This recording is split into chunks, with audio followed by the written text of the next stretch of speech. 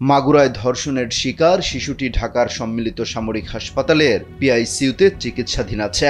চিকিৎসকরা বলছেন শিশুটির জ্ঞান ফেরেনি এখনো, তার অবস্থা অস্থিতিশীল এবং সংকটাপন্ন।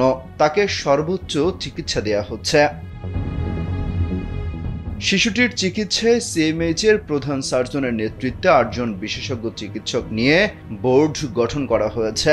বোর্ডের একজন চিকিৎসক গণমাধ্যমকে জানান, শিশুটির যৌনাঙ্গে ক্ষত রয়েছে, গলায় বড় ক্ষত। ওড়না জাতীয় কিছু দিয়ে শিশুটিকে ফাঁস দেওয়া হয়েছিল এবং বুকে প্রচণ্ড চাপ দেওয়া হয়েছিল। মস্তিষ্কে অক্সিজেনের সরবরাহ কমে গেছে। বুকের উপর চাপ দেয়ায় ফুসফুসের যেসব জায়গায় বাতাস থাকার কথা না, সেসব জায়গায় বাতাস ঢুকে গেছে।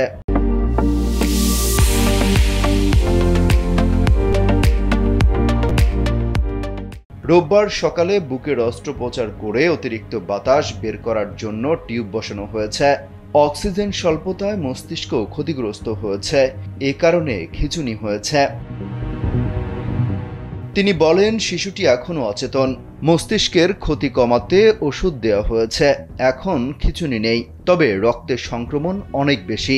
শিশুটির রক্তচাপ ধরে রাখা যাচ্ছে না। সব মিলিয়ে শিশুটির অবস্থা অস্থিতিশীল এবং সংকটাপন্ন।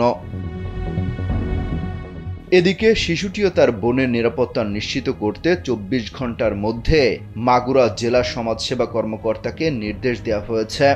এছাড়া শিশুটি ধর্ষণের ঘটনায় করা মামলার তদন্ত ৩০ কার্যদিবসের মধ্যে সম্পন্ন করতে এবং সংশ্লিষ্ট নারী ও শিশু নির্যাতন দমন ট্রাইব্যুনালকে ৬ মাসের মধ্যে বিচার শেষ করতে নির্দেশনা দেওয়া হয়েছে। এসব আদেশ প্রতিপালনের বিষয়ে আগামী ১৭ মার্চ সংশ্লিষ্ট বিবাদীদের অগ্রগতির প্রতিবেদন দাখিল করতে নির্দেশ দিয়ে ওই দিন এই বিষয়ে পরবর্তী শুনানির দিন ধার্য করেছেন হাইকোর্ট। এদিকে মাগুরায় ধর্ষণের শিকার শিশু এবং তার পরিবারকে সব ধরনের আইনি সহযোগিতার ঘোষণা দিয়েছেন বিএনপির ভারপ্রাপ্ত চেয়ারম্যান তারেক রহমান।